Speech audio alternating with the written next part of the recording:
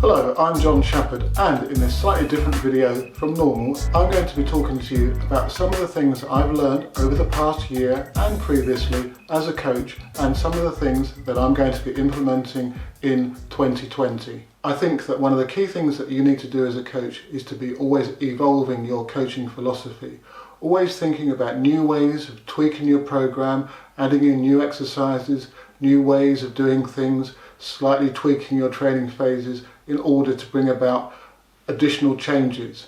If you keep doing what you've always done, then the chances are that the athletes you coach are not going to continuously improve. Yes, you do need to stick to a tried and tested methodology, a way of training, but within that you need to adapt and tweak and implement new ideas to keep that progression coming. So on that subject, what have I learned? Well, one of the key things that I've developed over the years, somewhat obviously, some may say, is the need to always keep speed in the forefront of your training programs.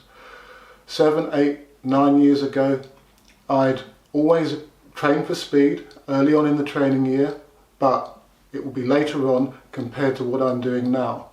Basically, after 1 to 2 weeks of preliminary training, which is very specific, mind you, we're doing speed work, we're doing acceleration work, we're doing progression runs, we're getting the athletes ready to run fast all the time. There's no build up, there's no step away from speed.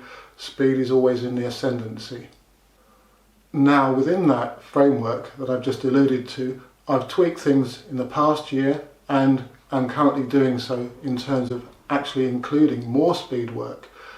In the past, I'd emphasise acceleration at the start of the training year and then start to bring in top end speed further on. However, now, after about 3 to 4 weeks of training, which included the acceleration work, we're doing more and more flat out speed work.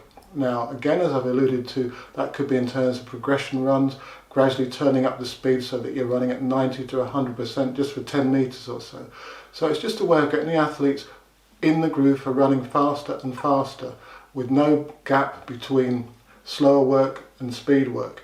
We're doing it seamlessly. We're implementing speed work all the time in the training year and just waving it across the year in order to bring about maximum gains. Now, when you're training speed throughout the training year, some may argue that it's difficult to come to a peak, but with the long triple jump in particular, you can do this more easily than you could do, for example, with the 100 and particularly the 200 metre sprints, in that you've only got to run flat out for 4 seconds or so, 30 to 40 metres.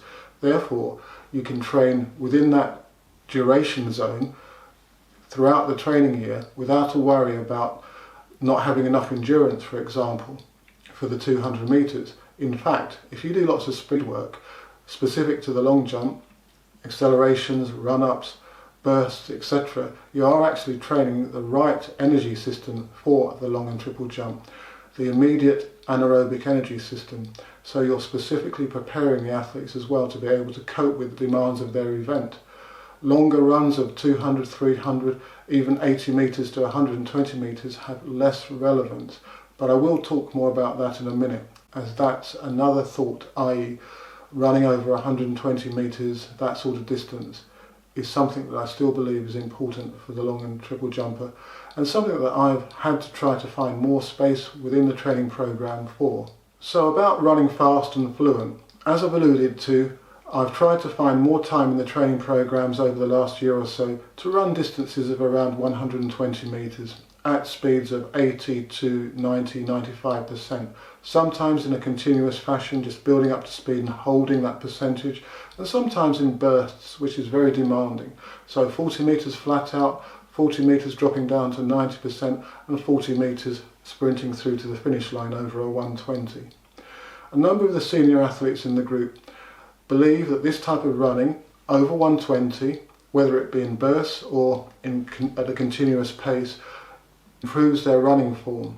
They're able to get into a groove and relax and flow, and being able to run relaxed and at speed is crucial. So I began to implement more of this type of running into the training schedules for longer periods, rather than perhaps what we used to do in the past, which was a 4 to 6 week period in the April-May period. Now we're trying to do a session of 120s every 10 days or so throughout the training year. Okay, strength and conditioning. Well, regular viewers of the channel will know that I'm very keen on developing eccentric and isometric strength in order to develop greater power at the takeoff, greater absorbent braking strength. However, with certain athletes there is still a need to develop concentric strength, and so this year a couple of the seniors have been emphasising more, shall I say, traditional means of weight training for the long and triple jump. So they're squatting, doing step-ups and doing cleans, which over the previous years I've placed much less emphasis on. So why have I done that? Well, I've identified that certain athletes in particular are pretty weak concentrically. For example, they don't accelerate well and they're unable to produce reasonable standing long jump performances. Now, it'll be interesting to see whether, after a number of years of focusing on the reactivity, the isometric and eccentric elements of power development, whether upping their concentric strength will also up their eccentric and isometric capabilities, which will be manifested in superior jump performance. So this is another thing that I've tweaked this year. So just because you have a way of training, conditioning, that's been working in the past, never be afraid of looking at it and being specific to the athletes that you've got in your training group and saying, well, that one needs more concentric strength, that one needs more reactive strength, so forth and so on. As in doing so, you're more likely to get the most out of them. Over the last year, I've been very lucky to meet and talk to some of the world's top long and triple jump coaches. For example, Nelio Moura from Brazil, who's coached 2 Olympic champions. And I also went to the European Jumps and Sprint Symposium in Sweden. And there were a number of great presentations there, including some from Ivana Spanovic's coach, Goran Obradovic, and Yannick Drageo, who's one of the top Swedish coaches. And you're always learning from these guys. And one of the things that I took home from Sweden was a new emphasis on the long jump takeoff, for example. And there are a number of videos on the channel on this, so I won't go into a great deal of detail here. But suffice to say that if you do come across something new, you need to evaluate it and understand why you think it's going to benefit the athletes in your training group. Don't just copy it. So actually both Nelio and Yannick both talked about this new type of arm action. Well, I say new to me in terms of lifting the shoulders up at takeoff to create more vertical impulse back into the board. And when I thought about it and tried it with some of the athletes and even myself, I could see a rationale for doing it. And it will again be interesting to see with those who are implementing it into their training this year, whether or not it brings about superior performances. So again, as I'm saying, if you do come across anything new, and it could be in what I'm saying in one of my videos or another video on YouTube or when you go to a training course, think about it. Think about whether or not what you're looking at, learning, will actually benefit who you're coaching, and don't just follow something blindly, as it could, for example, throw out what you've done already with the athletes, and it may have a negative effect rather than a positive one. Another thing that I've wanted to improve upon in my coaching planning, delivery, is testing. Now, I've always shied away from regular testing, funnily enough, because we've not had the means to test, for example, speed accurately. Now, of course, I've got the free lap system, and that is going to, or has helped really much in terms of being able to coach and know how fast athletes are running at a particular time. But one thing I picked up from Goran, Ivana's coach, was his regular testing and different tests across the training year. So he'll adapt the bounding tests that Ivana does at the earlier part of the season to what she's doing as the season approaches. And this is something that I again want to implement, in that it's important to know where your athletes are at a particular time in the training phase. But you don't want to test for the sake of testing.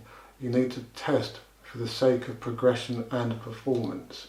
So it's important that you come up with a battery of tests that are easily replicable, that you can repeat from year to year and have meaning for the athletes that you coach. Again, if you go to a seminar, see some tests being shown, and then you think, oh, I'm going to do those with my athletes. But if they've not done them before, or if you're not training specifically in a way that the test is going to benefit their performances, then there's probably no point in doing that test in the first place. So hopefully you've picked up on a few of the ideas that I've been changing over the last year or so in terms of my training, and some of the reasons why I do certain things, and hopefully again it will help you and your coaching, and if you're an athlete watching this, in some ways help your performance too.